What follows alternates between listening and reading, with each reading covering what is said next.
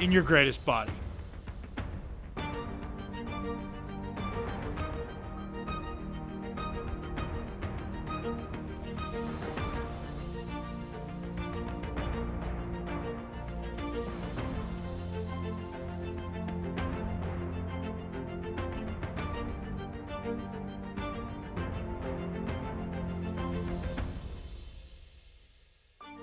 Hey everybody, welcome to the Muscle Intelligence Podcast. I'm Ben Pakulski, and I'm super excited about today's podcast because I got to travel to Southern California to spend a day in this man's home. We sat down one-on-one, literally spent the entire day diving into his life, diving into understanding who Paul Chek really is.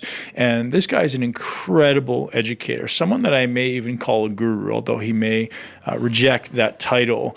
Paul is one of the most well-read human beings I've ever come across on topics ranging from spirituality to psychology and philosophy, human anatomy, performance, and everything you need to truly live your greatest life in a body you love. Now, Paul is a master. Paul's been doing this for 35 years, teaching thousands, if not hundreds of thousands of people around the world.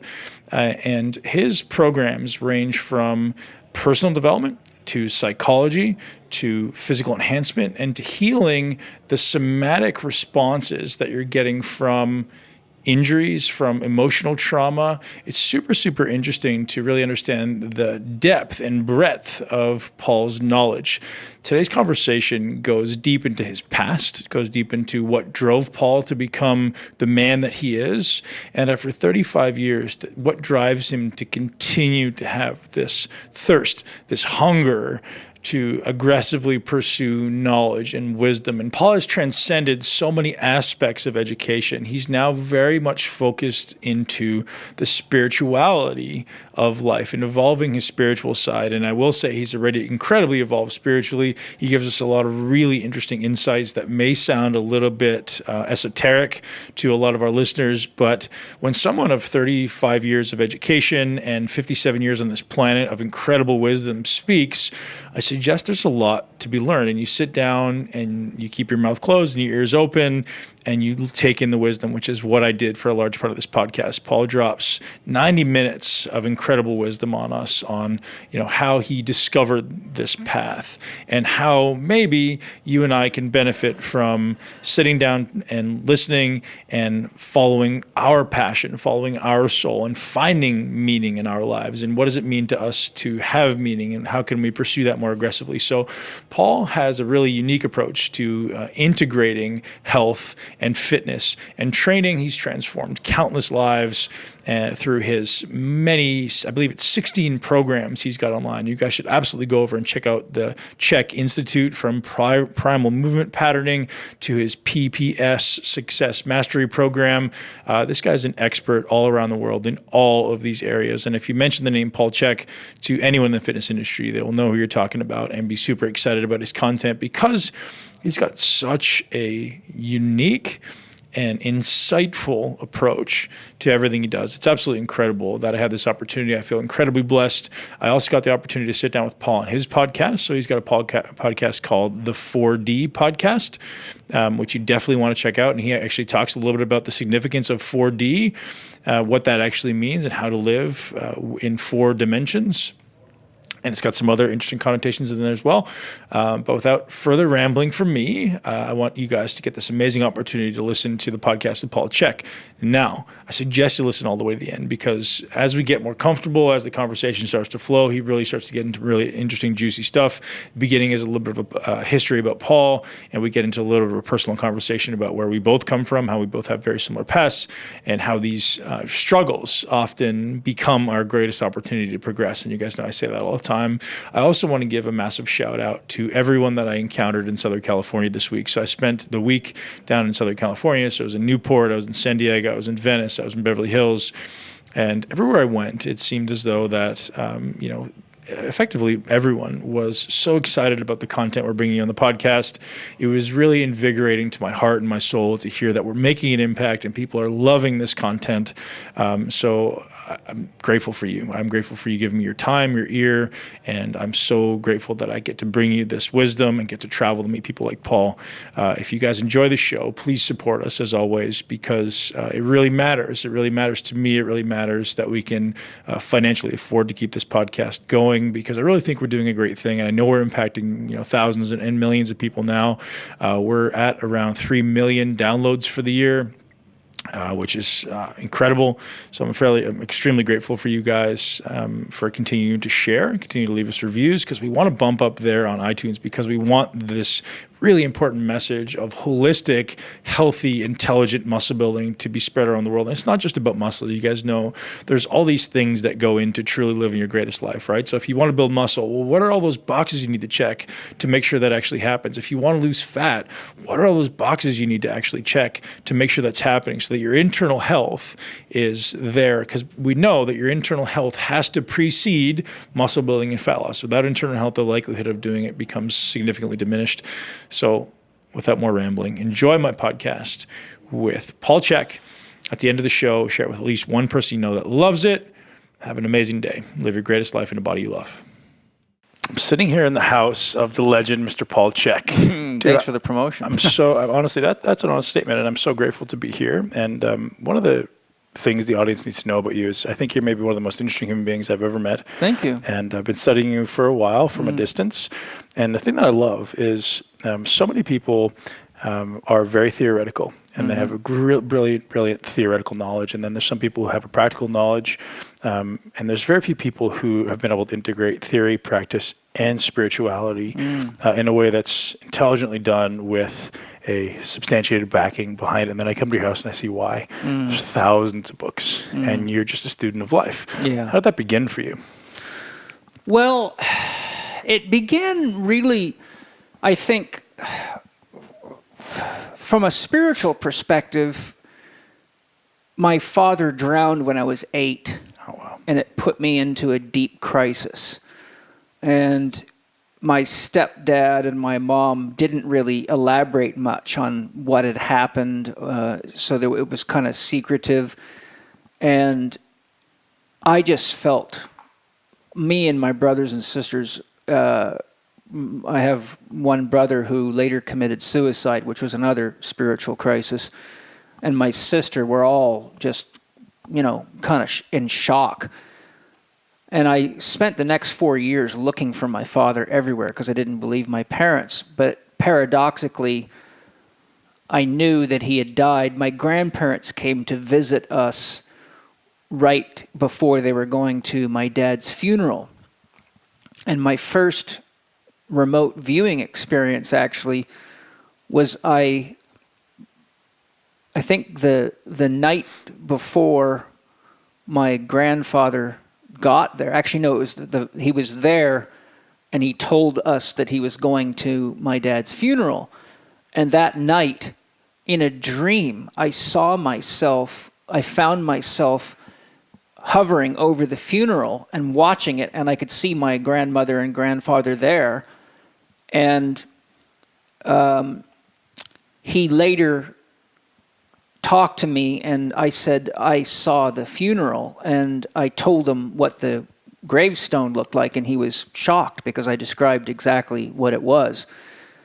And then when I was a kid, my mother was a Christian Scientist to begin with, and I found that extremely stressful. I found that all this talk of God is love and Jesus loves you, but then you'll burn in hell if you do this or do that or touch your genitals or whatever. And every time I would ask a question, I got less than a warm reception. I couldn't get any answers.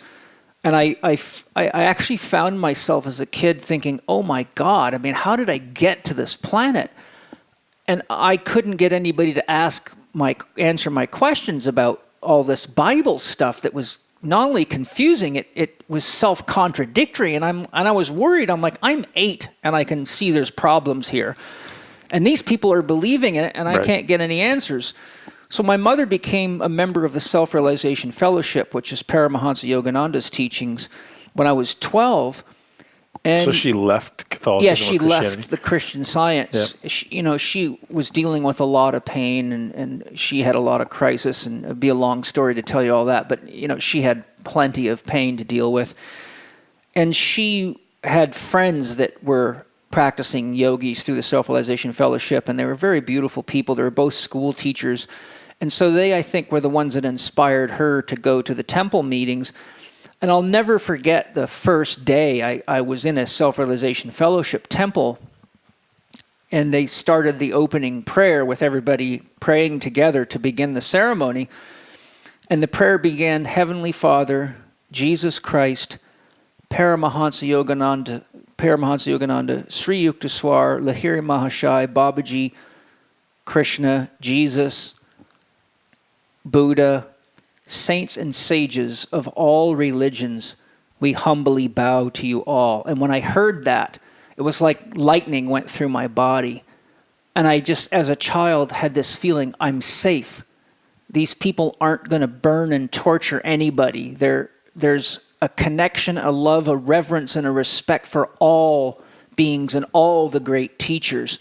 And even as a 12-year-old kid, I just had this truth buzzer in me.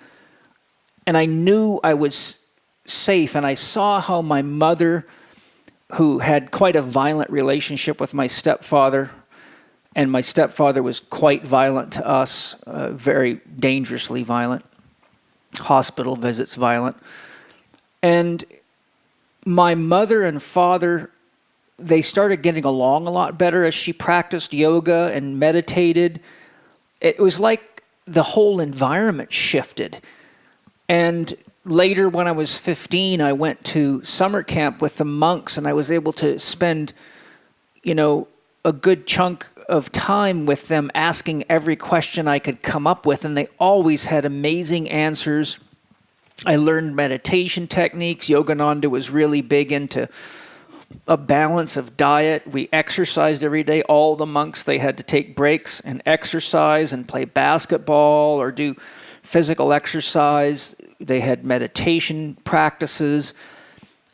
There was this sort of a foundation that was created, and my mother was, and my stepfather were both very holistic. We raised everything pretty much. We ate on the farm with rare exceptions. We made our own, we milked our own cows, we made our own cheese, we made our own ice cream, we slaughtered our own animals, we grew our own produce. So we pretty much lived off the farm.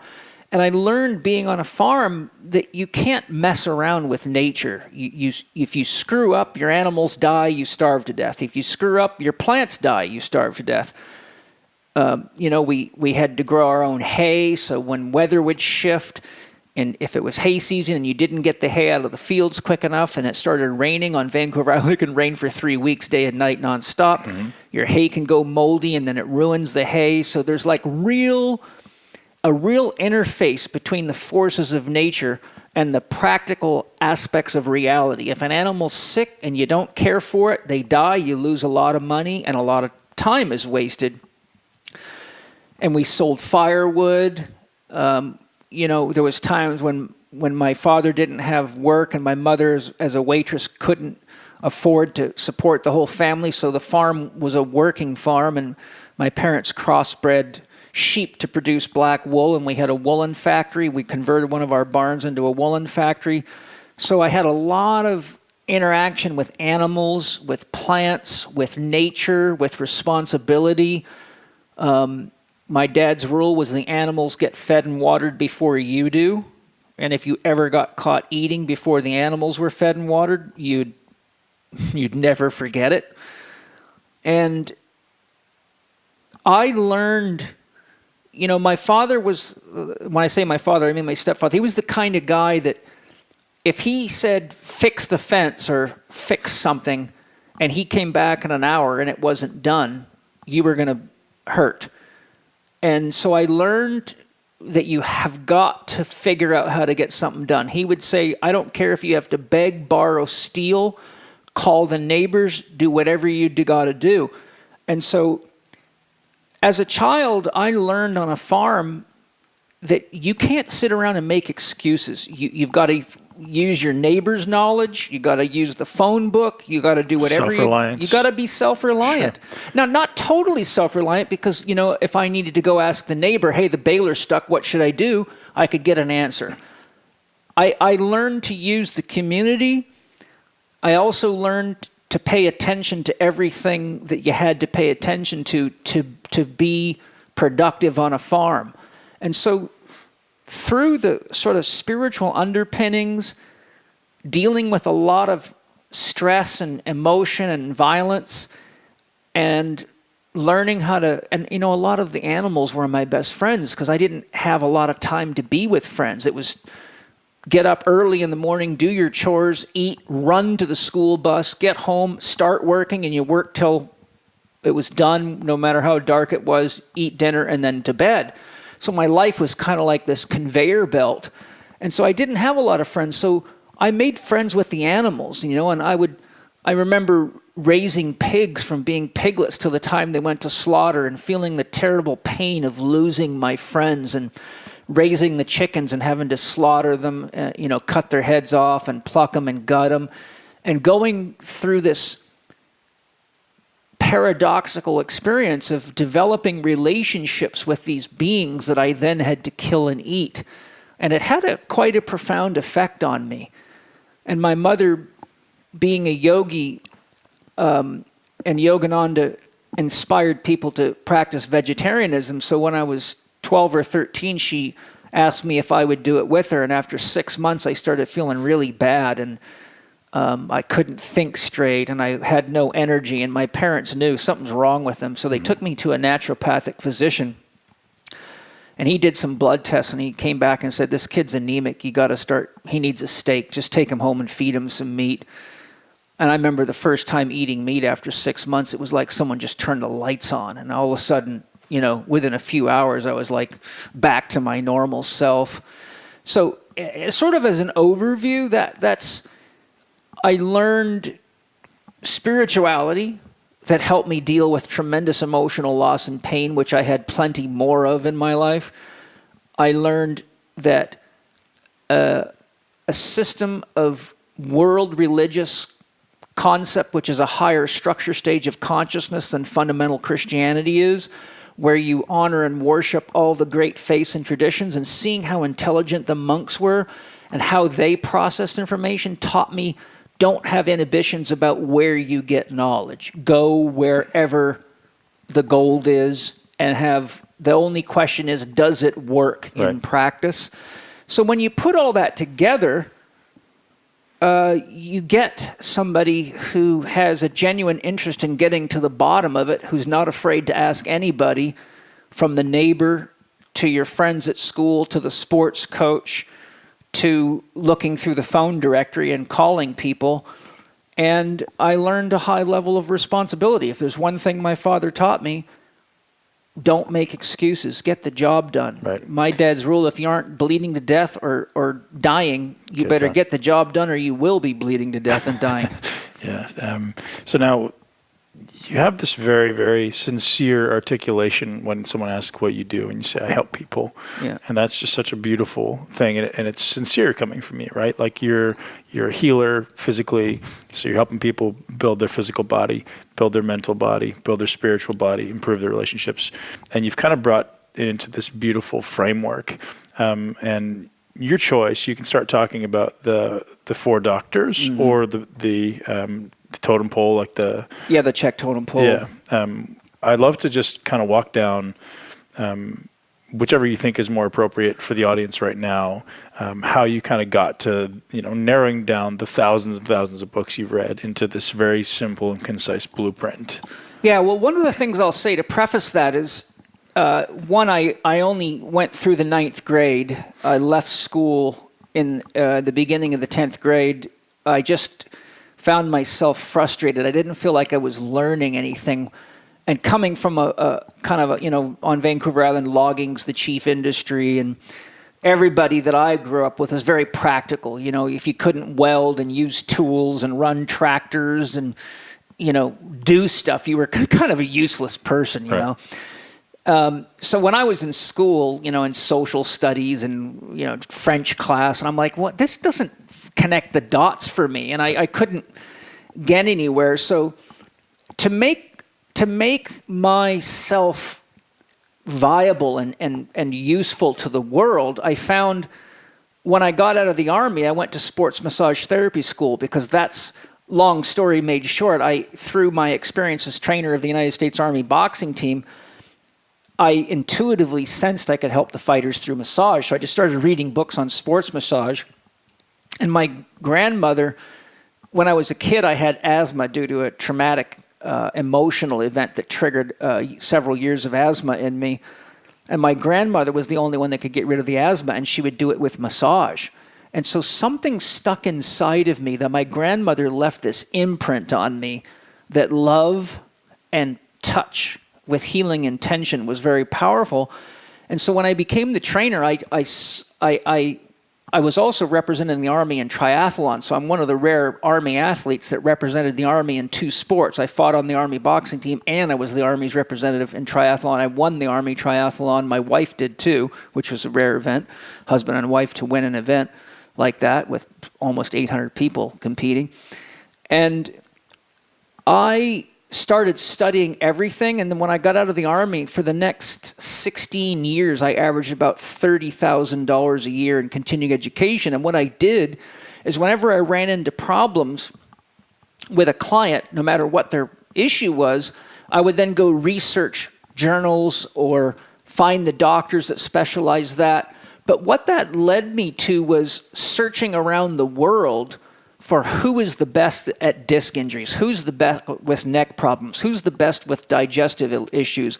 And so I ended up actually amassing 5,087 classroom hours in workshop time. And because most of these were approved for continuing education for physical therapists, chiropractors, and osteopaths, and I managed to get in. Sometimes I got kicked out when they found out I didn't have a professional degree, which sucked because I'd fly all the way there. And they said, well, what are you doing here? I said, well, you let me in. I wrote right on there what I do. I'm a sports massage therapist.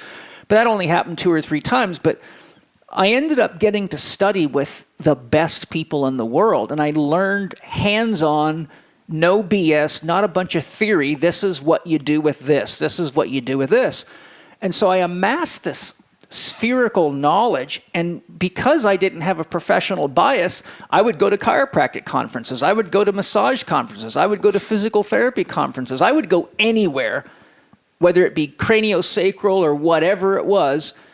And so by the time I got to the point where I had spent, the first probably 10, 12 years, I started my institute in 95, I had amassed this sort of library of practical knowledge, and I'd learned how things connected, because the chiropractors have a unique way of looking at things that's often more holistic than the physical therapist. So I studied things like applied kinesiology, muscle testing. I studied George Goodhart's work, and I studied the history of chiropractic, the history of osteopathic, the history of medicine, the history of the drug industry, the history of shamanism. And so I was looking into all these things. So essentially what happened is by the time I had been running my institute for several years, some of my top students that had spent years studying with me and were instructors and high-level people started coming to me going, Paul, and I would keep hearing the same story. So what happened was they would say, we don't know sometimes what to do, because you've taught us so many different ways to assess people, physically, emotionally, mentally. We can assess people for 8 hours straight, but then we have this massive information, and people are often so screwed up, we don't know where to start. And the first time, I would talk to them and say, well, here's how you go through this process, right?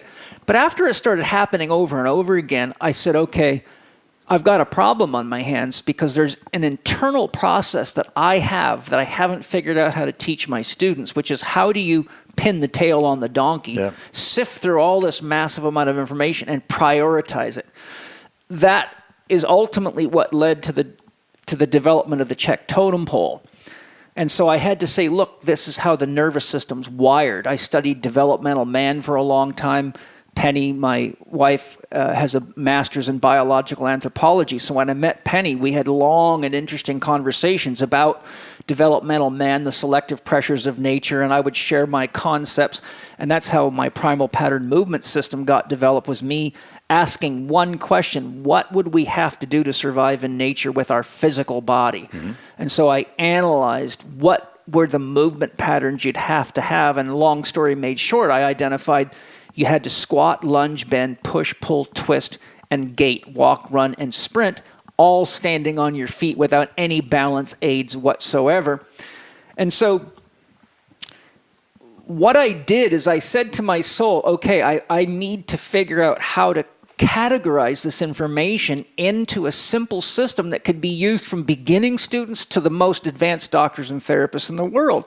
So my soul said, grab your notebook and go for a walk. At that time, there was like almost a 5-mile trail through the brush behind my house in Vista that hadn't been built up or anything. So I could go on a nature walk, which is, I used to do a lot of walking meditations out there. So long story made short, I started walking. My soul would ask me a question, I would answer it, and then my soul would say, write that down. Well, by the end of that 4.5-mile walk, I had the 4 key steps. 1, Dr. Happiness, what do you love enough to change for? I found if you didn't identify what it was that a person legitimately wanted to do for themselves, not because their husband wanted them there, their boss wanted them there. Mm-hmm. And I worked with a lot of workman's compensation people. I owned a physical therapy clinic for 3.5 years. I worked in one for 4 years. I worked with a chiropractor for 2 years.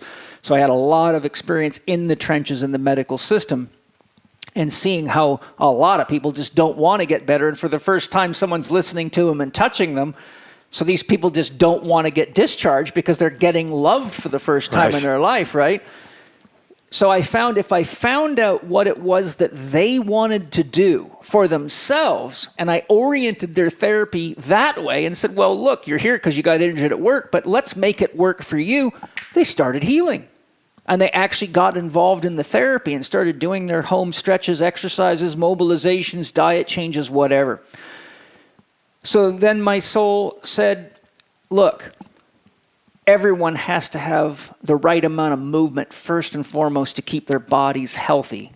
And then if they're an athlete, they have to move in the right movement patterns that you've identified for their specific general health needs and sports needs. Have you identified amounts, or is it very subjective person to person? Like, is there a specific amount of prescribed movement you're gonna make them as a minimum for people? Well, there's a baseline level. The standard prescription is somewhere between an hour of movement and 30 minutes of movement a day, but it's very tricky because the intensity has a huge factor on it, and there's a big difference between an hour in a gym and an hour running, right? Totally, yeah. I mean, or an hour on a spin bike. You have high intensity training, which is what we do when you're lifting 4RM. Anything 8 RM or less is classically high intensity training. Mm-hmm. But then there's high density training. Like if I take you in the gym right now and do 20 sets of exercise in 20 minutes, it'll spank you good and hard. Sure. And it's not high intensity, it's high density. Right. So in that 20 minutes, you can do the same volume of work that a lot of people would do in 2 hours in the gym in their typical, lollygagging around. As Charles Poliquin says, most trainers just rent-a-friends. They're not actually really directing the training. Very true. But so the point there is that my soul said, look, movement is critical, and you have to analyze what type of movement they need, where their movement patterns are deficient relative to their homework and sports environment. Then they have to have enough rest, and they don't understand the science of rest. And I had studied the science of rest extensively. So is it the third one? That's yes. Sleep. So we have Dr. Happiness. What are you willing to do to create happiness for yourself, and what values are you willing to establish so you are clear what your values are? As I say to my patients and students, your yes has no value till you learn to say no. And if you don't have consciously stated values, then you often find yourself saying yes when your heart says no, or you say no because your ego says no when your heart says yes, you really should do that. Right. So then we have Dr. Movement, then we have Dr. Quiet, and then we have Dr. Diet. And I found years ago, I started doing extensive studies. I used to study Jeffrey Bland's work. I did nutraceutical work. I took courses. I studied tons of books. And for 3, 4, 5 years, I studied using very comprehensive evaluations, even blood tests. I went through 3 years of functional medicine testing training.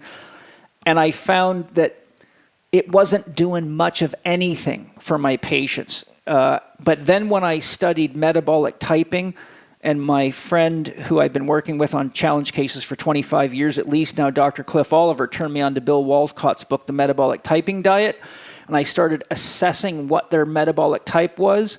2 things made a massive change in their recovery and their athletic performance. Remember, I've been working with the best athletes in the world for a long time, not just the feeble people, them too, but piles of the best athletes in the world. And so I'm seeing a lot of these people 3, 4, 5 times a week because some of them are got very serious injuries. So I'm monitoring their tissue. I'm monitoring range of motion. I'm monitoring how their joints move. You know, pretty much everything you can pick up, I'm on it. And so when I switch people to organic food and I found out what their metabolic type was and had them orient their diet that way and started teaching them the indicators of when they're eating too much fat and protein relative to too much or too little carbohydrates so they could learn to adjust their daily intake, I saw bodies healing faster than I've ever seen before.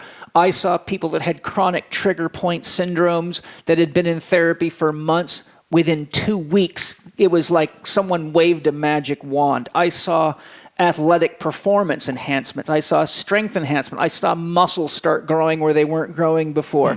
And I went, wow.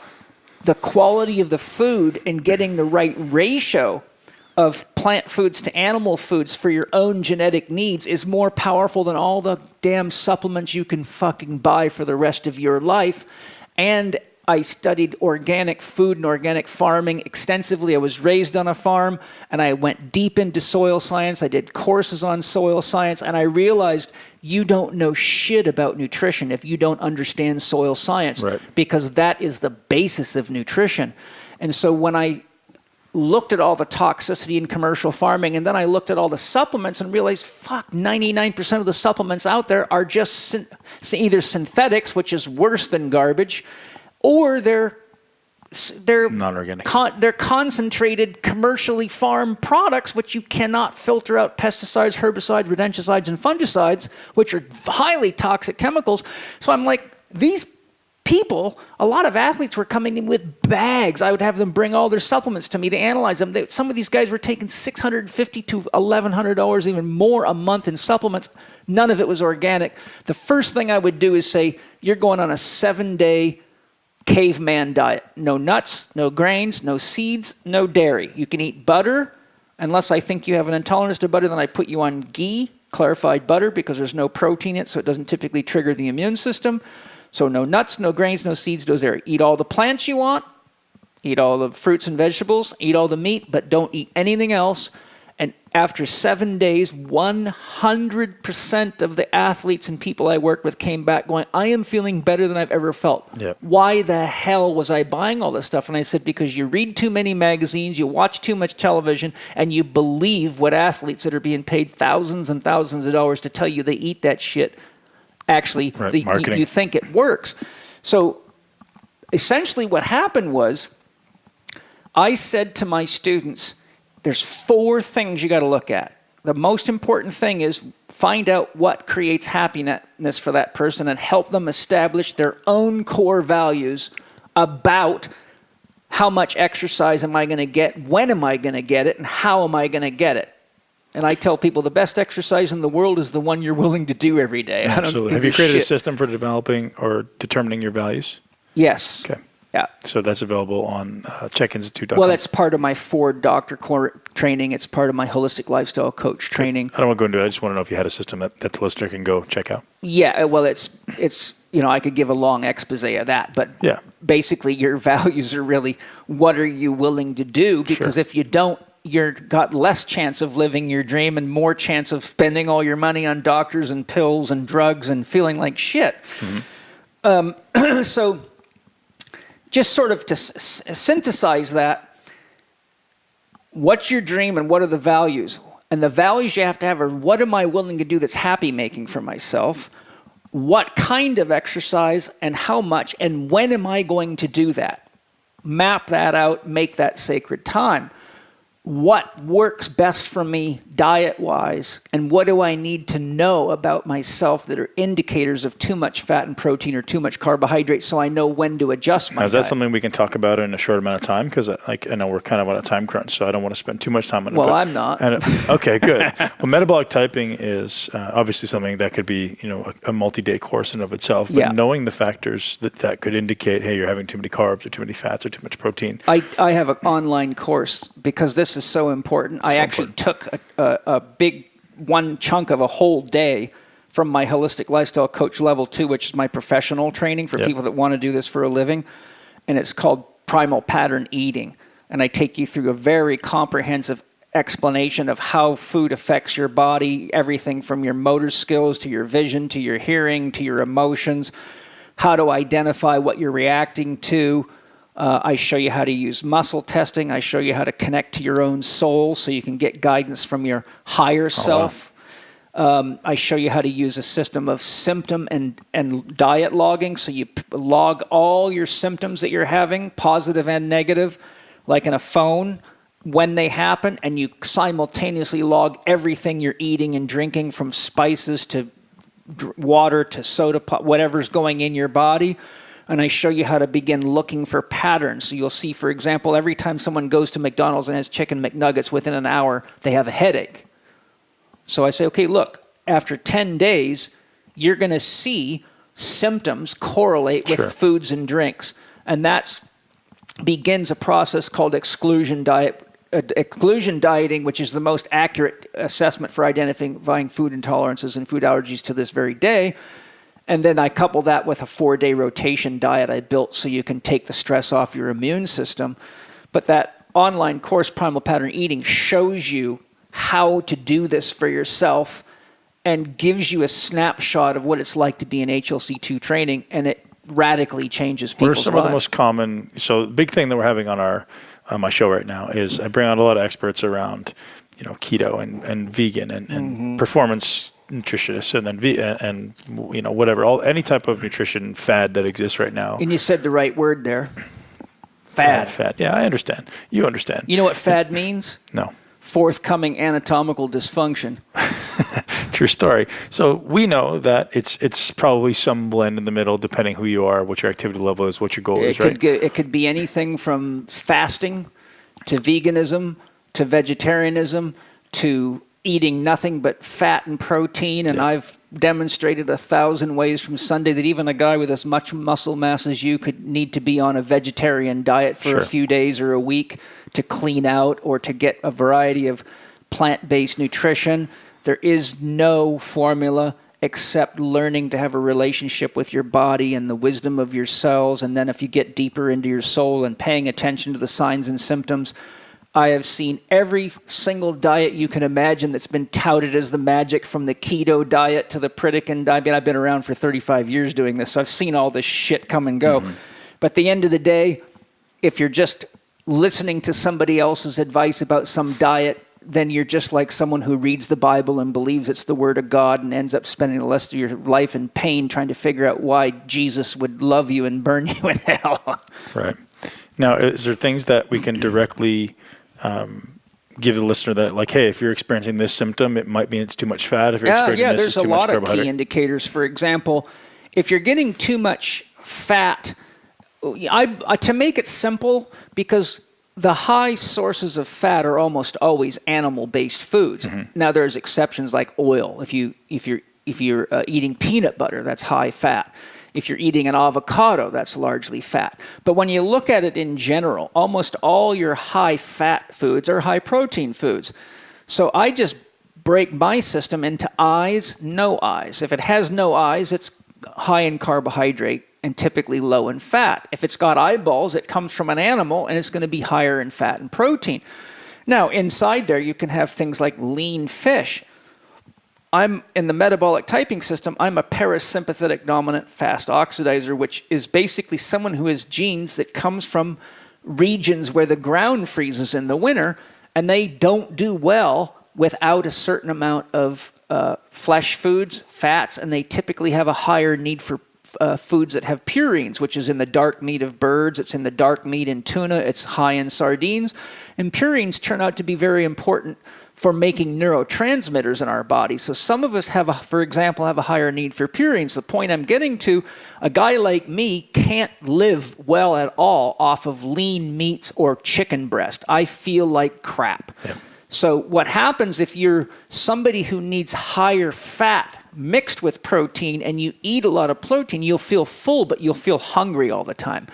And you end up often getting a bloated looking gut and you just can't ever satiate yourself. And then it leads to a lot of people not knowing what they're hungry for, so they end up grazing on, bars and shakes and ultimately screwing themselves up when really what they need is usually a protein source that's richer in fat, such as dark meat. And so examples are, the way I teach people at a basic level, which is it's a metaphor, but it's very true. From an engine perspective, or the guys, you have to have an air-fuel ratio mixture to make an engine work right. And every engine has a different air-fuel ratio to make it work right. So the fuel is like the fat and the protein, and the air is like the carbohydrate. For those of us that have been camping and ever started a fire in our fireplace or a campfire, you just can't light wet logs with a match. So they're like the fat and the heavier flesh sources. And the kindling is like the carbohydrate. So you got to have enough kindling to start a burn on a big log to metabolize it effectively. Each of us, depending on the environment we're in, the genes we have, how much stress we're under, and physical stress, emotional stress, and mental stress all have an effect on your metabolism and what you need. It's not just physical exercise. Sure. So essentially, if you get too much fat or protein, you feel full but hungry, and you often find that your mental functions get quite depressed. You get lethargic and dull. And so what you see is those people end up being tea and coffeeaholics because they're actually using liquid kindling. That's what they have to do. They're taking in sugar and stimulants to try to light this wet log they've got in their gut. If you get too much carbohydrates for your needs, then your mind speeds up. You never really feel satiated. You're grazing all the time. And so, for example, back in the day when I was a competitive triathlete, I was like reading Robert Haas, Eat to Win, which is, I don't know how old you are, but you probably were a kid when that book came out. But it was all carbohydrate based, right? Lots of grains and all that stuff. Well, shit, I was like a farting machine trying to do that. And I just felt off all the time. And I would eat I had a salad bowl of cereal in the morning, and I would eat till I was blue in the face, could barely run. And 2 hours later, I was starving to death, and I had terrible gas. I could blow the sheets off the bed at night. And one day, one of my buddies, who actually studied nutrition, was quite a sharp guy. He was an exercise physiologist named Jerry Telly, who did a lot with bodybuilders, actually. He said, Paul, why don't you try eating a can of tuna and an avocado right before bed? And one day I did that, and for the first time I did not fart all night. I slept like a rock. I wake up feeling with energy, and my head wasn't all foggy. I didn't have puffiness under my eyes. My brain was clear, and I thought, what the hell went on? That's more like I ate on the farm. And I said, this freaking triathlon training diet shit ain't working at all for me. So I'm going back to eating the way I did on the farm, and presto, man, I started recovering better, feeling better, everything. It was like somebody just turned a light switch on inside of me. So when you're eating too much carbohydrate, it tends to make the metabolic systems race. So you get these highs, and your mind goes really fast, and you can get almost like ADD. Like if you give a kid sugar, right, that's what it does to you. Right. But then you don't have any sticking power. And then what happens is you go high blood sugar, you release a bunch of insulin to try to store the sugar to protect the nervous system. Then you crash. Then you got to do it again. So I saw athletes going sugar high, sugar low, sugar high, and they were drinking tons of coffee and tea. And that's when I started doing research, because every athlete and every person I'm working with is addicted to caffeine. Mm-hmm. And I thought, I'm not going to get them off of this addiction, because I tried to get myself off of coffee and had a rough ride after. It took me a year to get myself off of caffeine, and it was the shits. I was like, could barely get my brain to turn on for quite a long time. I developed some techniques for getting off of coffee, another story, but in there, my soul said to me one day, what happened was I just took a time-release multivitamin, organic whole food multivitamin. It was a chelated vitamin. Mm-hmm. And I had studied what chelation is, so I'm sitting there chewing this vitamin up. And interestingly, I don't normally chew them, but for some reason that day, and I was smelling it, and as the fumes were rising up into my brain, I had this concept come to me, and my soul was saying, chelation, it slows it down. What chelates caffeine is fat. And I'd researched alcohol addiction and problems with alcohol and found that alcohol speeds the Krebs cycle up, and it actually skips steps in the Krebs cycle, so it actually raises blood sugar faster than even table sugar does. And so the research on alcohol said the best thing you can do is eat fat like cheese or cold cuts of beef to tie the alcohol in your stomach, and it has a lot less negative effect on the body. So I thought, well, shit, if it'll work for alcohol, why don't I put butter in my espresso? And then I started experimenting with nut oils, and Laird Hamilton was one of the first famous pro athletes that I turned on to that. And I found by just getting people, for example, too much stimulus, too much carbohydrate, coffee, and most people put sugar in it, throw 2 pats of unsalted butter in there, and now you balance that sucker out. Now you got the right amount of log and kindling. Right. And because I was doing functional medicine testing, I found people weren't having nearly the problems with adrenal exhaustion. Their energy was much more stable. Their mind functioned a lot better. And that's exactly what the basic concept of metabolic typing is. But people get caught in these rigid prescriptions. Oh, I'm a protein type, or I'm a mixed type, or I'm a carb type. And then they follow the diet because that's what they were taught to do in school, is follow orders and not think for themselves. Right. And even though metabolic typing actually teaches to pay attention to these systems and modify, people just don't listen. So ultimately, that concept led to me developing a system of how to work with the body, how to use muscle testing, how to do the diet logging, look for patterns, and then that inspired me to teach people how to connect with their own soul, and those who were ready for that level of spiritual training could then use every meal, every interaction with food as a spiritual practice. And in the West, we have this sort of bad habit of going to church on Sunday and then being, let's say, a dickhead for 6 days, Sure. and then going back to ask Jesus to forgive us. Sins, yeah. And I said, let's make this at least every meal. And I found I could get people in touch with the essence of their own self, their soul, the part of them that wasn't dogmatic and wasn't trapped in religious ideas, that was actually consciousness. The soul is consciousness within you. It's not. So you can get mysterious about it, but it's really consciousness. Well, you keep bringing that term up, the soul, and I want you to define that. Another thing I want you to go down the path of is the idea of finding meaning, because I think those things really tie in nicely together. And I've heard you on other podcasts talking about most people can't find meaning in their life. Yeah. And I think if you can't find meaning, it's very hard to become conscious and find your soul. So I'd love to just enlighten us on that, because that's something you talk about a lot. Well, there's a lot of ways of looking at the soul. Having studied hundreds of books on it, right next to you here is over 120 books on God and probably another 100 plus books on the soul. I've studied world religion. I've studied philosophy of religion. I've studied metaphysics. I've spent time with monks and a lot, right? So, and then I worked with myself, actually, and I'll tell you, one day, and this is, after years and years of studying, I started getting irritated, because as you'll have experienced yourself, whenever you study a topic like something like the soul or diet, you can't get anybody to agree on anything. Right. The vegans say that's the way. The meat eaters say that's the way. I mean, everyone thinks that way. Then you can find someone with science to back every opinion. So what do you do when everybody... the most convincing author. Yes, right. And so, you got the Barry Sears thing. You got the Ornish thing.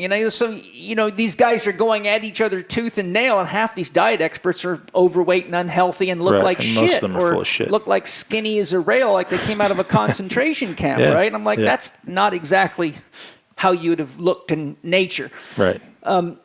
So what happened was I was like doing all this research into the soul, and I wish I could have just asked the monks, but this was like I was much older by this time, and I didn't want to go down to the SRF temple and ask the monks because I would have just gotten their version of it. Mm-hmm. But the point I'm making is I couldn't find any consensus on what the soul was. There was just radical differences of an opinion, and it ranged very, very widely from very intellectual concepts to very elusive concepts.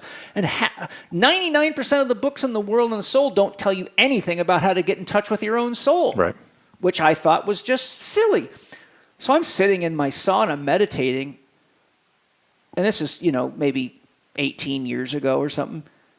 And I said, all right, I'm going to do a simple test. If the soul is what I think it is, it's consciousness. My conclusion after all my research was that only God can give a soul. If the soul is consciousness, then only God can give life. You can't be alive without a soul. Now I'm having to skip, this is, years of training I give people to understand this stuff in its depth, but most people can follow the logic of it. So I'm sitting in my sauna, and I've been meditating since I was a kid, and so I know how to quiet my mind. And I said, okay, I have a simple question. If there's a soul inside of me, then you should be able to know my thoughts and hear me and feel me because you are me. So I said, I'm going to quiet my mind so I know that I'm not doing the talking. And then I asked the question, dear soul, if you were here, give me some indicator that you are listening to me. And I completely relaxed, and all of a sudden the energy in my body surged up. Like, the feeling if you haven't seen your wife for a week and she meets you at the airport and you get that first hug and kiss, how love just flows through your body. Yep. I'm sitting in my sauna in meditation, and I said, if you're here and you can hear me, show me some way to know you're here. And I had this huge heart-opening surge of energy that rose up through my body like I was standing on one of those big vents in New York where the building blows its exhaust and it'll blow a woman's skirt up, Mm-hmm. And I'm like, wow, I don't even know how to do that to myself. Right. And so I said, dear soul, if that was you, do that 3 times in a row. And woof, woof, woof. I'm like, whoa. And so I said, wow. Then I said, have you been with me, answering my prayers and my deep questions and guiding me all along? Yes, I have. And I'm like, wow, this is awesome. This is mind-boggling. So then I said, dear soul, show me how I know what it feels like when you're saying no to me, such as if I ask you, should I do this or not? And then my energy just sunk, and it felt just like you feel when you know someone's telling you a lie. Right. You know that broken, crooked, empty feeling? Mm-hmm. Like especially when someone you love is lying to you. And I went, wow, I've had that feeling many times. And I've had that feeling many times when I was wondering, what procedure should I use to maybe mobilize this temporomandibular joint? Or what's the best thing to do for this patient? Should I send them for surgery? And I'd have that broken feeling inside. No, don't. And I instinctively sensed, no, there's something I'm missing. And I would hold out and keep searching. Inevitably, I'd figure out how to save them from surgery. So I took that basically yes-no language, which is really what dowsing is, and I had experience at dowsing. I used to work on an exploration and water well drilling crew for a year, and I became the dowser and never missed a single well. And so I knew what it felt like to feel energy moving because I had doused many wells successfully. And so then I just started working with that and asking questions that could be answered with a yes or a no. And that grew, and then when I met Master Fong Ha in, I think, 2000, and asked him to guide me because I was writing my book, How to Eat, Move, and Be Healthy, and I found that people that were doing Tai Chi and Qigong were still trapped in their head and they couldn't relax inside. So I knew that part of my path was to develop a simple system of what I called working in to counterbalance all the externalization of the self or the ego. All this go get 'em, go, ass kicking, which you've lived very thoroughly. And so I knew from all the burnt out athletes, I had to show them how to practice some of the things the monks had taught me. But I also wanted to understand Tai Chi and Qigong much more deeply, so I took a training program in medical Qigong, practiced it religiously for a couple of years and got great results with it. But it was still, I still felt I needed the credibility of a bona fide master, so I'm studying one of my books up here. I believe it's that 2-volume series, Warriors of Inner Stillness, and it had pictures of the lineage of the ancient Chinese and Taoist and Qigong and Tai Chi masters, and I'm reading about all these masters, and I get to the most recent one, Master Fong Ha, who's still alive and lives in San Francisco, and I had that lightning experience, like, aha, Go find him. I have got to track him down. So I had one of my researchers figure out how to get a hold of him.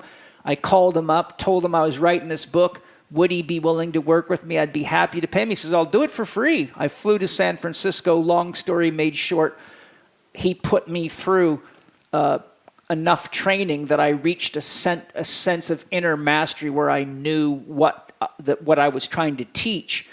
And I did multiple gongs, which are 100-day practice. My first one was stand like a tree. I'll tell you a funny story. So I fly to meet him. He meets me at the door. And the first thought I had was, this guy just looks like Yoda. He's about 5'1" or 2", big, broad shoulders like yours, big, strong-looking arms.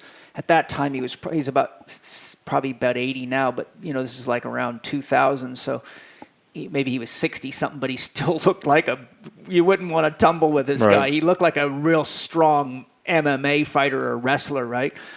And my first thought was, this guy looks just like Yoda. So I walk in his door, the first thing I see is a poster of Yoda with his lightsaber on the wall. I'm like, obviously someone else has told him exactly. that. So he takes me out behind his house, and he says, okay, stand like this. He says, I'm going to teach you Zanzeng, which means stand like a tree. So he gets me in the right posture, and he says, now you just stand there, and showed me how to breathe diaphragmatically through my belly. He goes, I'll be back in a little while. I'm standing out there, standing like a tree, and there's 3 different hand positions, and after a while, your arms begin to shake, and your body shakes, and then you move.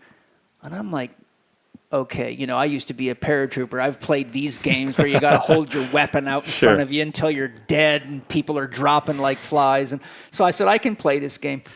Well, this went on. Finally, I didn't know how long it had been, but I noticed the sun had moved noticeably in his backyard. He comes out. He goes, oh, you did very good. He says most people only last 2 or 3 minutes before they can't hold the posture or they just give up. I said, how long have I been out here? He said, over an hour. Very good. So my first assignment was to stand like a tree an hour a day for 100 days. If I missed a single day, I had to start over again. You can't do anything during that time.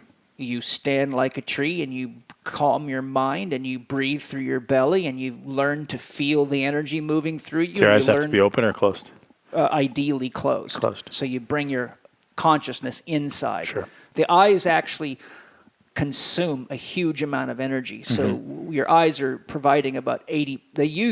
I don't remember the exact figure, but whenever your eyes are open, you're using a lot of the brain power to feed the eye system. Yep. And your consciousness is directed outwards, so a lot of the inner arts are done with the eyes closed. So I went through a series of gongs, and it opened up my clairvoyance. Did you make 100 days? Oh, yeah, hell yeah, man. I was raised on a farm where you don't miss out or you don't get screw around. And when I go to a master, I'm not going to fuck around. Right. Like this guy devoted his time to me, I'm going to devote my time to him. So I did many gongs under his guidance. And I had massive gains in many, many ways and abilities that I... So Gong is 100 days. Gong's 100 What consecutive other ones did you days. I did Stand Like a Tree, then I did the Tai Chi Ruler, which is a technique he taught me, which I teach my students these days, have been for years. It's a ruler that connects the heart meridians together, so you cycle your breathing while you're making a circle. So you start with your arms out, and if you imagine you've got a giant, like a Swiss ball in front of your face. As you inhale, your arms go up in the air, and you make the top half of the circle. And as it passes your nose, you begin exhaling through your nose, and then you move the bottom half, and you're moving like you're doing a dynamic lunge, but without going anywhere. So your whole body's making circles. Your shoulders. For an hour? Yeah. But it's terrible. But no, it's actually, you feet don't move? No. Well, if you want to switch legs, you can. Okay, got it. You switch front leg to, whenever you get tired, you switch legs. Okay. And for a lot of people, it's very hard because they're very deconditioned. But so what you're doing is you're actually, and I did research and studied heart mass research, and what I found it was in training your biological oscillators, your brain, your heart, and your the peristalsis and your digestive tract are all coming online. So you're basically harmonizing your internal systems, and your ego goes flat.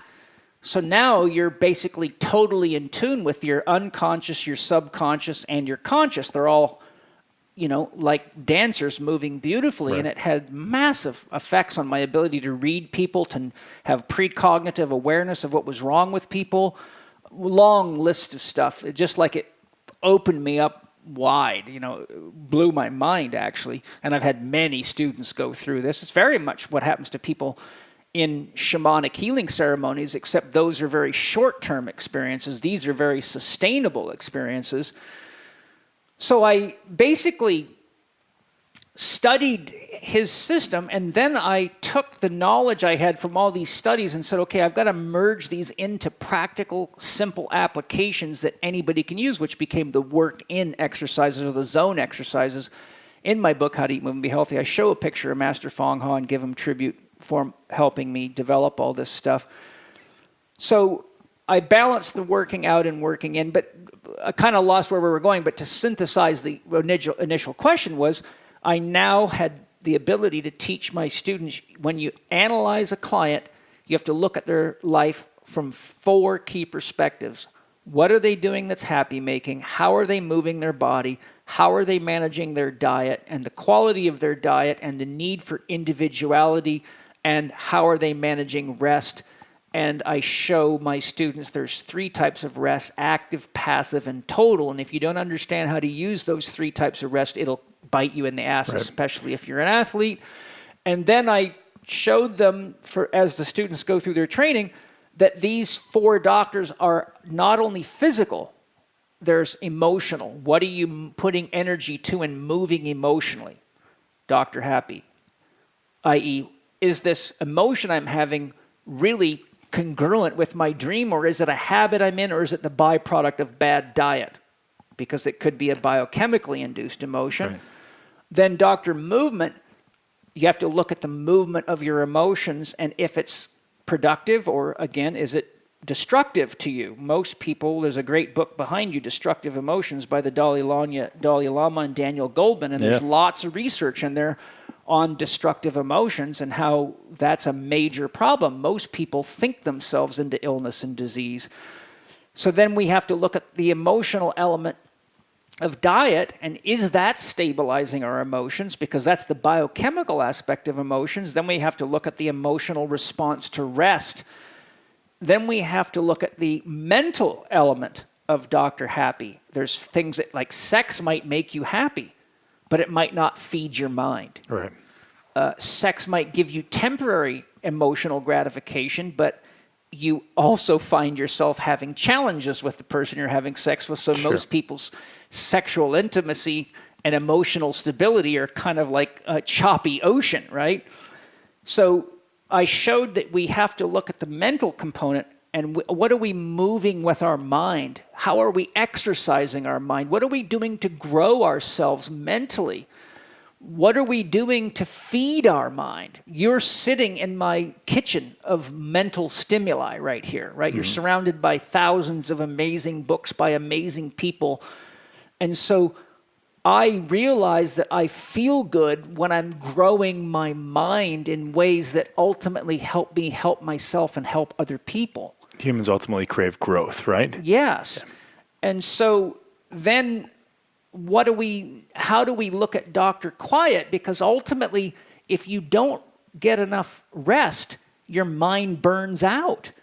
So you look at all the blunders in medicine, from medical students being pushed into exhaustion and doctors operating on the wrong organs and the wrong levels of the spine, and this happens all the time. Mm-hmm. We look at what happens when people are driving and they're tired, and policemen that are tired, and the list is I've studied work-related injuries, and sleep deprivation is one of the highest reasons for industrial injuries. People cut their fingers off and crash forklifts and whatever.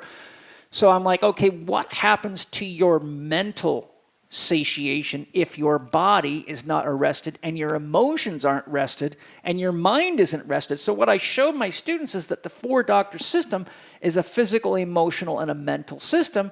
And I show a lot of people that have problems with their weight, being underweight or overweight, are often having problems because they're feeding only the physical elements of their body. Look at all the people that can't lose weight, but they're actually using food to try to feed an emotional emptiness or a mental emptiness, and they haven't learned how to distinguish a physical from an emotional from a mental. Can we talk about that? Emptiness. Because I think you're absolutely right. Anyone comes to me, there's always an emotional gap. Yeah. So what types of stress? So the question that we were kind of going down was, how do you start to access your soul and understand the feelings of interpreting what your soul is telling you? Yes. And then that ties in very, very nicely with how do we begin to identify some strategies to deal with emotional stress and trauma, et cetera, that's building up in our life. Well, so is your question, how do you develop the strategy, or how do you distinguish emotional eating from physical eating? I think the first question is that we were starting to answer was, how do we begin to interpret our soul, what our soul is telling us? Because I think that's a little bit obscure for people, right? You can be talking about the soul, like, my soul is telling me this. Well, how do I know what my soul is telling me? Do you have a meditation? Do you have I just gave you a very quick introduction to it, but in my Primal Pattern Eating online course, I take you deeper. Okay. But the reason I have to do advanced training with people, and it often takes at least a year in therapy with me, is because what's in the way of connecting to your soul is your ego and your shadow, right, and your programming. So the concepts aren't hard to work. In fact, I rarely have somebody that can't get a reaction from their soul, and they go, oh my God, there it is. But what's hard is when their soul says, don't eat the Oreo cookies, and their ego or their shadow or the broken child in them associates the Oreo cookies with the times in their childhood where they were happy and nobody was being violent. Mm-hmm. As an example. Emotions. So, the journey really, this is what spirituality really is. It's this process of healing yourself so that you learn how to become your own mother, your own father, and you nurture the broken child, or in most people's case, there's many children in Native American Indian philosophy, and I'm a medicine man and spirit guide, as you know. That's what's called soul loss. So when I work with people, I identify all the physical, emotional, and mental traumas through a series of evaluative procedures, and also I can look into a person's field and identify them if they can't. That's part of what I've learned to do through all my training and spiritual practices, which is also I'm clairvoyant, so I have that benefit. But ultimately, what we have to do, and what my higher level practitioners are taught to do, is help identify these points of trauma where a part of us had to depart for its own survival. Like if a child's about to be sexually abused or physically abused, the consciousness in that child can jump right out of the body. And so while the child's getting the hell beat out of it, or daddy or grandpa or uncle is having sex with this poor little 7-year-old, her psyche is actually on the other side of the room crying its eyes out, trying to survive. And so that is what in Native American language is called soul loss. So the problem is that's a part of your soul that you can't access because it's fragmented. That's also the part of you that becomes like a watchdog.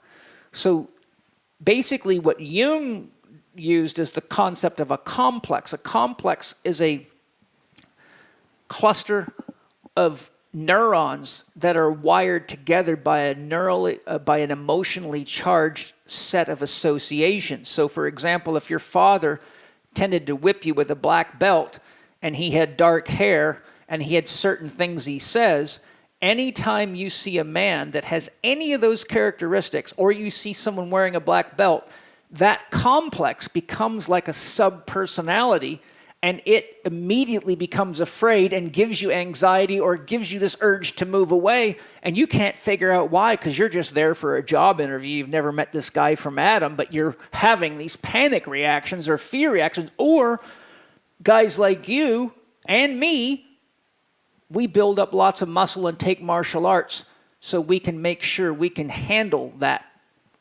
bear. But we often don't realize that the person that's in front of us that we want to punch in the face right now isn't our father, because the broken 7-year-old or 8-year-old is now got its alert out 24/7 to try to protect you. So the fragment of the soul is constantly surveying the environment because it contains part of your consciousness. The problem is that the fragment does not evolve past the point of the fragmentation. So the 7-year-old in you, now 38, is still 7. And it still is looking for that person that's a threat to itself. So soul loss leaves us with sort of this Russian doll effect, where inside of us is all the broken, reprimanded, fearful parts of ourselves that were belittled in school because your art didn't look good enough, or your math wasn't very good, or you weren't a fast enough runner, or your dad said you're a pussy, you crybaby, shut the fuck up and get the job done. And really, all you wanted was just someone to say good job. Or you watched your mother get the shit beat out of her, or, there's a long list. If you look at the statistics of physical, emotional, mental, and sexual violence in families, it's shockingly high. Right. Unfortunately, it's quite high in religious families, especially. I grew up with a lot of Catholics, and I used to think I had it bad. I didn't know it could get worse than my family till I started hanging out with my Catholic friends and seeing that this spare the rod, spoil the child kind of concept of God is just passed right down the line until you got a bunch of kids that grow up being broken people that need a lot of drugs and psychology help. But the point that I'm making is, do you see that to really have consistent access to your soul, you've got to identify those broken parts of yourself, because they've got voices and they act as artificial intelligence. Jungian psychology calls them complexes because they are sub-personalities. So, and this is rampant in bodybuilders. No question. I've worked with a lot of very emotionally broken bodybuilders. I've worked with a lot of steroid-using athletes, and they have plenty of broken child, and these are compensations to try to make them feel safe in the world. Look, a guy like you puts on muscle. I became a boxer and a kickboxer, and I lifted weights and made myself strong with the one fricking purpose of one day knocking my fricking dad out, because I could not stand watching him hurt me or my mother or my brother or my sister. And the pain of those beatings ultimately led my brother to commit suicide. I knew as a child that I was dealing with a force of nature that had to be stopped. And it drove me to be a very intense athlete. It drove me to train very hard in the gym. It drove me to do anything I could do to create the illusion that I was safe, right? Now, when I started working with my soul and working with shaman and using psychedelic medicines, man, I had one hell of a tour down inside of myself. And I've cried 20 gallons of tears, if not more. And, I'm a guy that fought on the 3rd best amateur boxing team in the world. I've played all the tough guy sports. I was a paratrooper. I'm trained to fucking kill a commie for mommy. So I went as far as you can go into the defense training, but without ever realizing all of it was to try to make broken children inside of me feel better. But once I started getting into these spiritual practices and real legitimate emotional healing, and then using plant medicine properly, then I found all those broken fragments, and I studied Native American Indie healing, and I learned how to do soul recovery, and I brought all the pieces back together again. So the point that I'm making is most people have a hard time talking to their soul, because the first thing that happens, any legitimate practice is a spiritual practice, is a real threat to the ego, because the ego is actually the illusion of control. The ego is all about I, all about what do I want? What job do I want? Who's in the way of that promotion? What do I got to do to get them out of the way? What do I want to eat? What's going to make me feel better? So the ego is totally oriented around creating the illusion that it can control its environment and get what it wants. Well, what do you do when what your soul actually came here to do is diametrically opposed to what the ego's been conditioned to do to medicate itself to create the illusion of safety and security? I'll tell you what happens. Your ego learns to impersonate your soul.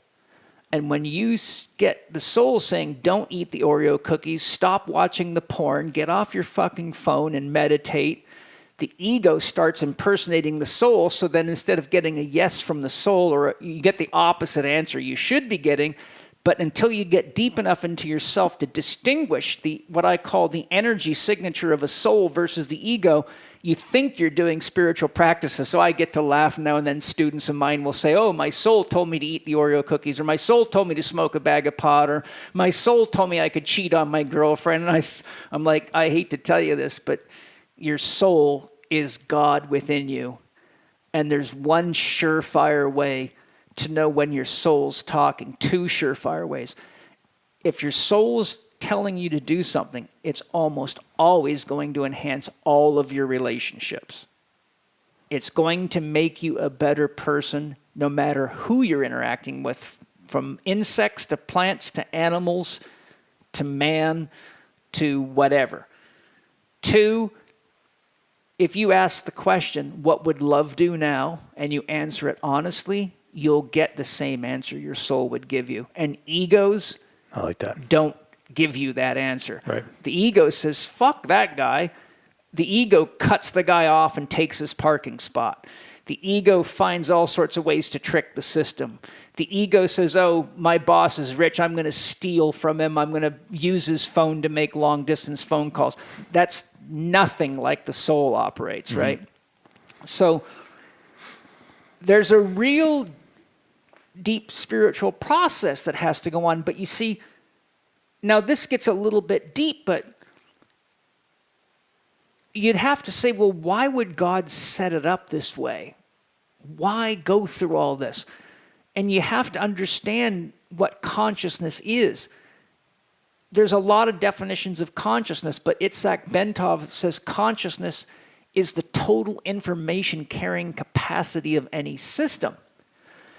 If God is God and God is unconditional love, then how can God know God until God has an experience? And how can God have an experience unless there is the possibilities of doing good or not doing good, loving or not loving? Right. How can God know what God is until God has some form of embodiment? If God looks in the mirror, there's nothing there. But if God shows up as Ben or Paul and looks in the mirror, this is why we all know when we're looking into somebody's eyes. It's a very private thing because the eyes are the window to the soul, which is God inside of you. So God's kind of a trickster. God's really the consciousness looking through the eyes of everybody at the play, but pretending to be everybody else at the play, right? Yeah. So who Ben is God. Who Paul is God. But God also has a deeper trick going here because, you see, God could never experience love unless God created the illusion of separation. You love your wife, Right. don't you? And you feel more when you leave. So what happens is, if everybody in the world was Ben, it wouldn't be so exciting to have sex. Right. Kids would be a trick. Right. So what happens is God separates God into the two polarities of the male and the female, the yin and the yang, the empty and the full, ... And so when we have sexed relationships, male and female, what happens is God is looking through your wife's eyes at you and looking through your eyes at her, but the ego creates the illusion that you're separate people, and now there is a way for love to have currency. If God was just looking at God in the mirror, there'd be nothing to see because Right. God's unconditional. But when Ben looks at his wife or looks at one of his children or both of his children, he sees the illusion that there's somebody else there that he loves. And because he directs his affection toward them, then love actually takes on currency, and God actually has the experience of loving God. But at the level of God consciousness, God knows both of them are God. This is why Osho said, children are born God and the parents beat it out of them. St. Francis of Assisi often had people ask him, how do I find God? That was one of the most common questions he would get, and his answer is profound. Look in the mirror. Are you ready? People said, how do I find God? And he said, what you are looking for is what's looking. What you are looking for is what's looking. Right. So you see that by creating the illusion of individuality, separation, ego, I-ness, we actually have the ability to connect to the other in we-ness. And through that, you have love. I define love as the flow of energy and information through empathic and compassionate connection to self or other. Love is the flow of energy. Love is energy. Love is information. There's a difference between I love you and, oh, I love you, Ben. Right. Right? And we know the difference. Mm-hmm. The flow of energy and information through empathic, I feel you, compassionate, I understand you, connection, and the first person we have to learn to love is ourself before we can really genuinely love anybody other, because we can't give more love to someone else than we can give to ourselves. How would we even know how to do it? Right. I also define love as consciousness becoming aware of itself, because the more you learn to love yourself, others, nature, and life, the more you realize you are the other and that you couldn't be here without them. You couldn't be here without the birds, the bees, the flowers, the trees, the soil, microorganisms. And how would you learn more about yourself without the rest of the people in the world to challenge you and show you what God isn't, so that you can realize what God is? And that's the nature of evil. Evil is any act that is inconsiderate of life itself. A moral is an act that is life affirmative, a code of conduct that is life affirmative.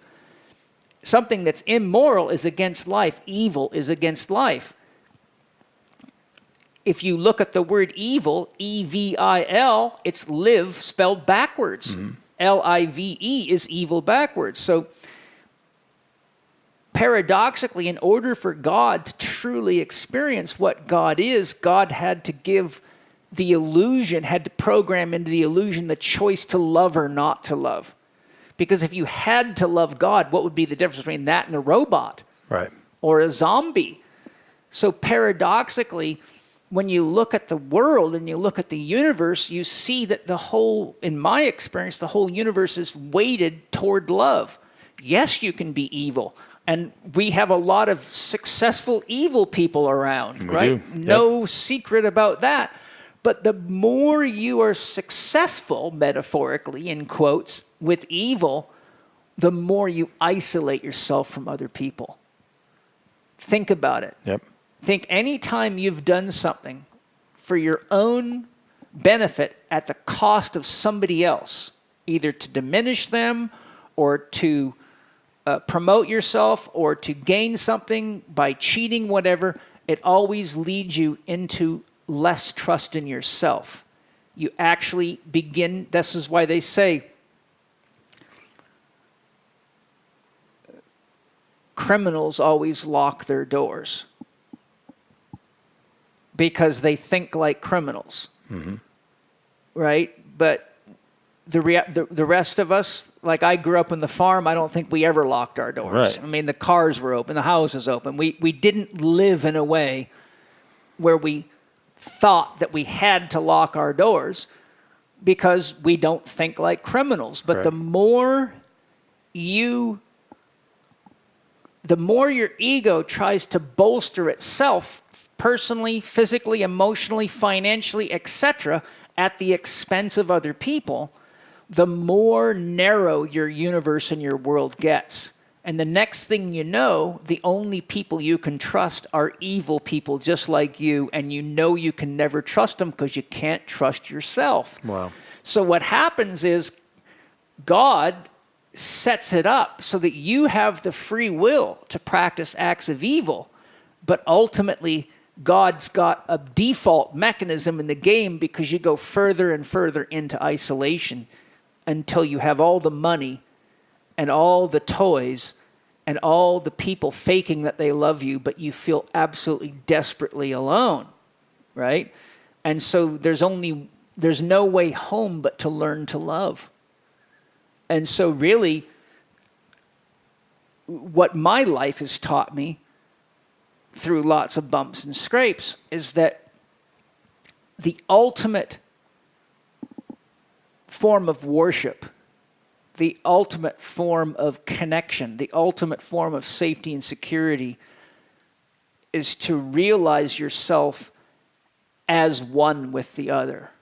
And this, for example, Jesus says in the Bible, a rich man can no sooner get to heaven than a camel can get through the eye of a needle. Why? Because when you die, none of that goes with you. The only thing that leaves with you when you die is what you've become. Mm-hmm. And because we are ultimately God experiencing itself, the question is, are you happy with what you created?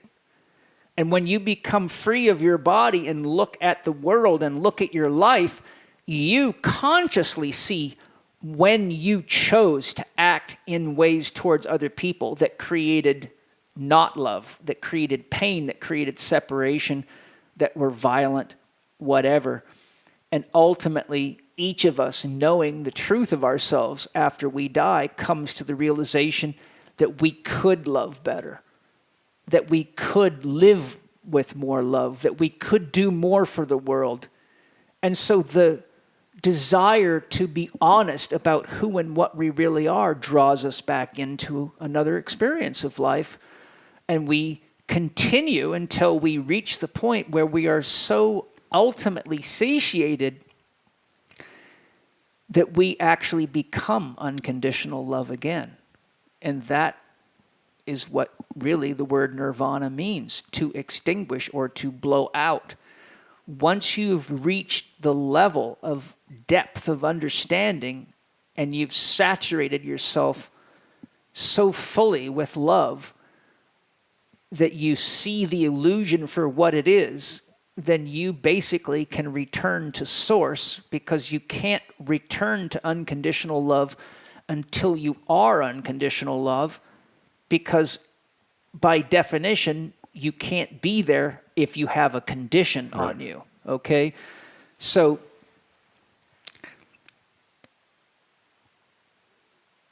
the soul is unconditional love, taking a journey into the illusion of duality, in which consciousness becomes a psychic substance produced not blindly, but in living awareness of opposites.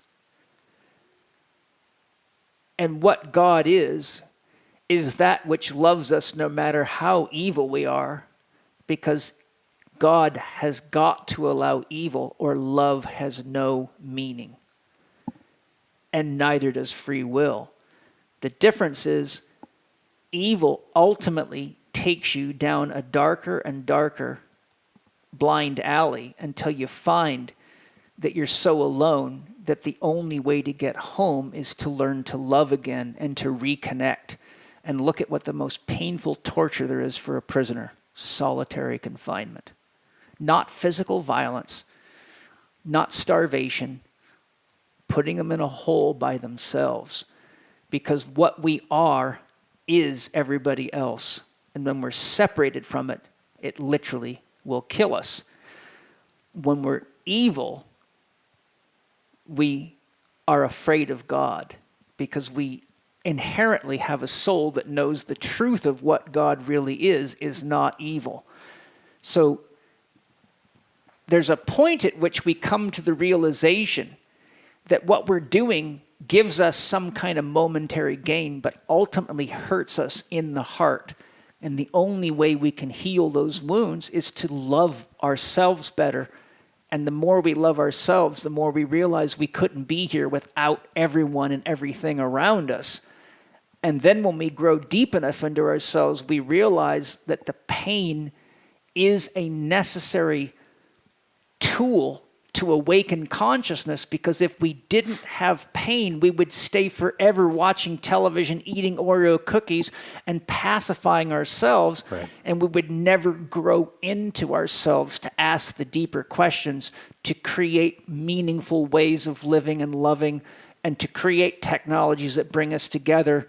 And we inevitably have to work with a duality, because we can't have the experience of consciousness without the duality of the emptiness and the full, the yin and the yang, the do, the don't do, the love, the not love. And that really is a very quick tour of a journey that takes a long time, but you see everything we're doing, from our athletic pursuits to how much muscle we have to how much of a badass we are, all comes back to that. Gives us just the right amount of pain to have to dig deeper into ourselves, to grow the consciousness that ultimately gives us the wisdom to connect the soil to the farm, to the laboratory, to the supplement, to the food, to the animal, to the environment, to the teacher, to the therapist, to the sage, to the wise man, to the Buddha, to the church, ...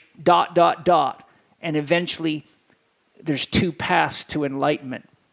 The positiva, which means you keep growing more and more knowledge till everything connects together and you realize, oh my God, it's all God doing this.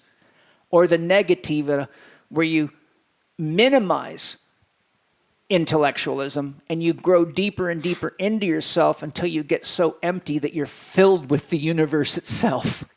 You become like an empty mirror. This is why the Sufis call it polishing the heart. When you become as empty as a mirror, what do you have in you? Only love. Everything. Only God. Everything. Right? No matter which direction. Can a mirror refuse anybody? No.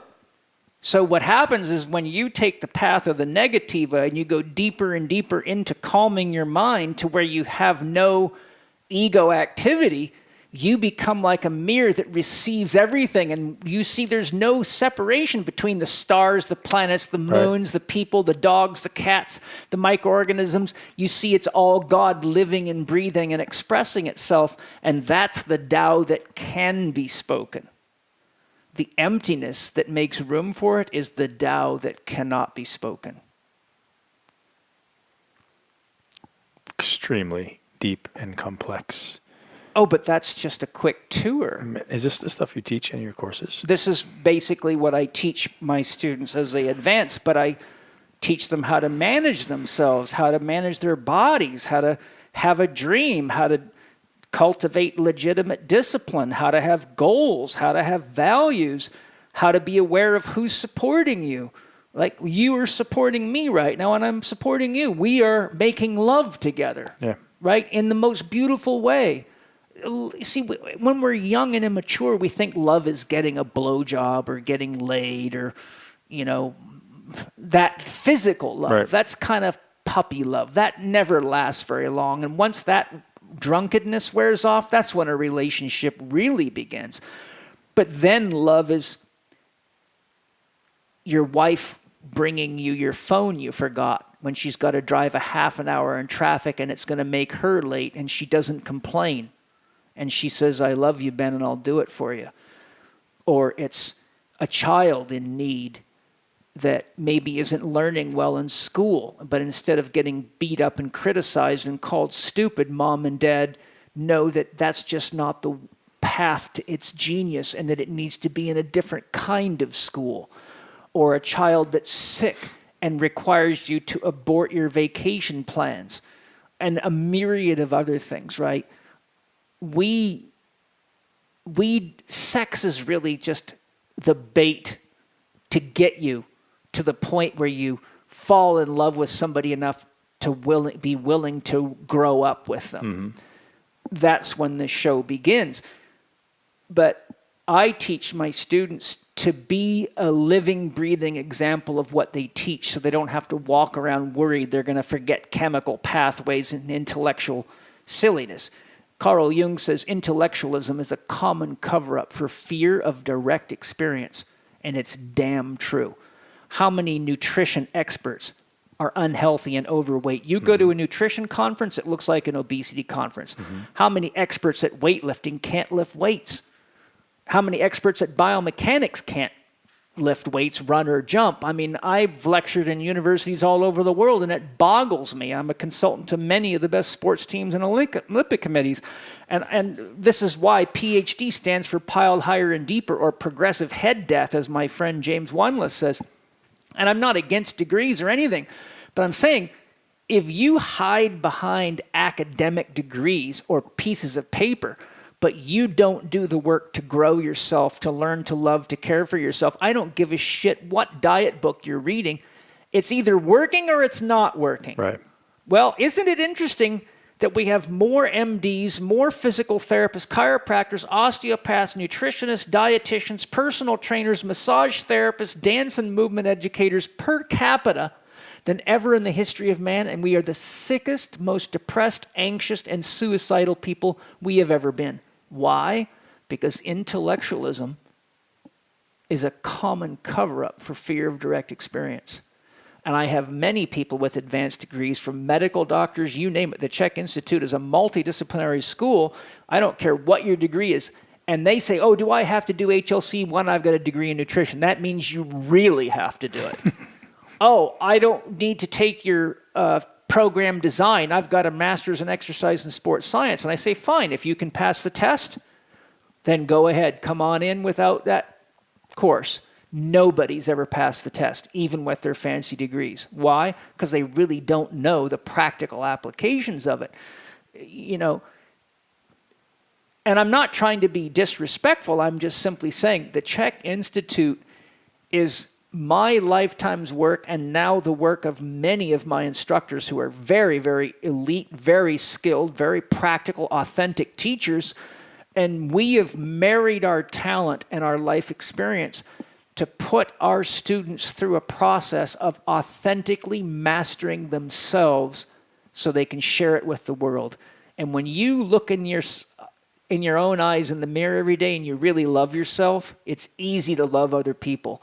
When you pay attention to what you're eating and are honest about when it's not working, and no matter what the vegans say or the vegetarians say or the keto people say, and you say, okay, that worked for the last 3 months, but now I'm not feeling good, now maybe you need to be a vegan or a vegetarian. Mm-hmm. And it might be for a day, it might be for a month, or it might be for a year. My soul guided me to being a vegetarian in my early 40s. And I said, okay, if that's what you want, knowing that I'm a fast oxidizer parasympathetic dominant, and I do best on about 70 to 75% flesh foods and 25% plant foods. But my soul said, you need to heal some things in you. So I went into a year of deep spiritual awakening when I didn't even know I needed it. Right. And every day, as I watched my muscle falling off my body, I mean, I used to do 10 sets of 4 in the deadlift with 500 pounds with nothing but a pair of Birkenstock sandals and shorts on. No wraps, no straps, no props, no drugs, no gimmicks, no toys, nothing. And many other things. I got pictures of me lifting 6'8", 250-pound men over my head doing lunges with them, and none of them guys could even come close to doing that with me. I got Navy SEALs in my classes over my head who couldn't even get me off the floor. And so, you know, when you get honest and you ask your heart, what would love do now? And you ask your body, does this feel good? and you look, am I sleeping well? Is my sex drive good? Is my mental clarity good? Am I recovering from exercise at an optimal and ideal or natural rate? Are my emotions stable? Do I feel connected in my life?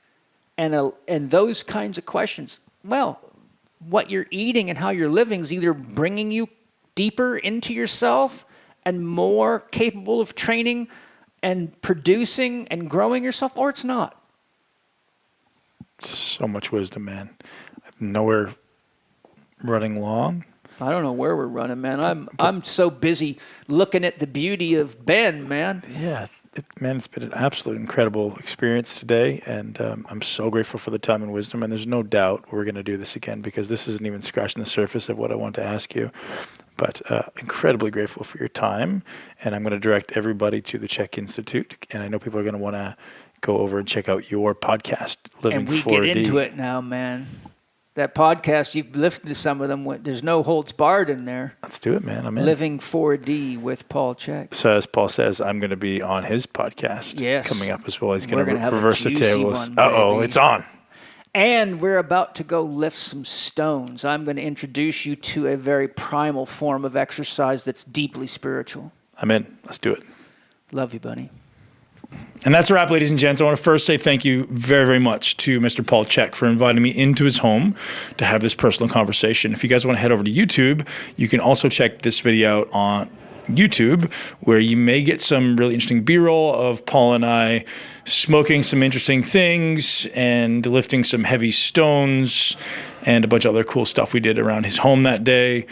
Paul was incredibly gracious as a host to invite me and welcome me into his home. We also did some traditional cleansing practices with smoke. We also did some very unique drumming practices to make our heart and souls resonate on the same level. Very interesting. And when in Rome, do as the Romans do, and Paul spoke very highly of this. And I'll tell you my subjective feedback. The next day, after having very little sleep and, good food that day, I trained like an absolute rock star. It felt like my entire body was just rejuvenated and my soul was full, and that was completely subjective. But, I felt amazing after having left Paul's house. So huge thank you to Paul. I also want to give a huge thank you to Four Sigmatic for making this podcast possible. You guys understand there's an expense involved. I'm not a professional editor. Trevor, our podcast mastermind, is the amazing editor that sits behind the desk, makes these things happen, makes the editing sound amazing, so you guys can have this information. So thank you guys very much, Four Sigmatic, for sponsoring this show and hooking you guys up with some amazing products. Four Sigmatic is my only source for mushrooms. You guys know that if you haven't heard about mushrooms yet, I've been talking about this for a year now. Lion's mane is daily now for me. Every day I won't go less than 6 grams of lion's mane, 3 grams in the morning and 3 grams mid-afternoon usually. It's not stimulating at all. We just know there's tons of research around brain growth as for our neurogenesis. I'm also taking reishi every single day now. So 3 grams of reishi before bed is my go-to, whether I need to get better sleep, whether I need to calm down, or, which seems very relevant right now, if you need to get better, if you're feeling a little bit sick, a little bit run down, 3 grams of reishi seems to kick my immune system into full gear, and I knock out any type of illness or sickness that exists. So that's my go-to, even above vitamin C, echinacea, and zinc, and all the other things that people have been talking about. Reishi is my absolute go-to. There's also some other really interesting mushrooms that I've been experimenting with, from chaga to turkey tail. I absolutely love mixing those things in my tea in the evening. I also mix it in my coffee in the morning. You guys know that I do my Intelligence coffee, which is this 3 grams of lion's mane, 10 grams of collagen, 5 to 7 grams of MCT powder, which I get from mctco.com. And that's my morning mix. And I hope you guys enjoy that. Head over to foursigmatic.com now, and you can use the code MUSCLE, MUSCLE, to get 15% off your entire order, because they're awesome. They're hooking you guys up, but this may not last forever. Use the code MUSCLE at foursigmatic.com. Do not wait. Take care of our sponsors, because they take care of us. And guys, if you haven't already subscribed to the podcast, the new Muscle Intelligence podcast. So we used to be Muscle Expert. We switched over to Muscle Intelligence. So it requires you having to go back into iTunes and subscribe again. So if you haven't done that, please do so. And it seems as though there's a lot of listeners out there who didn't realize that we've switched over to Muscle Intelligence. So if you haven't already, do subscribe and share it with at least one person that knows. And I always appreciate massively your shares on Instagram, Twitter, Facebook. Guys, thank you so much. Don't forget to subscribe and leave us a review because I want to hear from you, and I appreciate you, and I love you. Have an amazing day. Thank you so much for tuning in to Muscle Intelligence. If you enjoyed today's episode, please be sure to share it with at least one person you know. And make sure you're subscribed so you never miss an episode. This podcast is for information purposes only. The statements and views on this podcast are not medical advice. This podcast, including Ben Pekulski and the producers, disclaim responsibility for any possible adverse effects from the use of information contained herein. Opinions of guests are their own, and this podcast does not endorse or accept responsibility for statements made by guests. This podcast does not make any representations or warranties about guest qualifications or credibility. This podcast may contain paid endorsements or advertisements for products or services. Individuals on this podcast may have a direct or indirect financial interest in products or services referred to herein. If you think you have a medical problem, consult a licensed physician.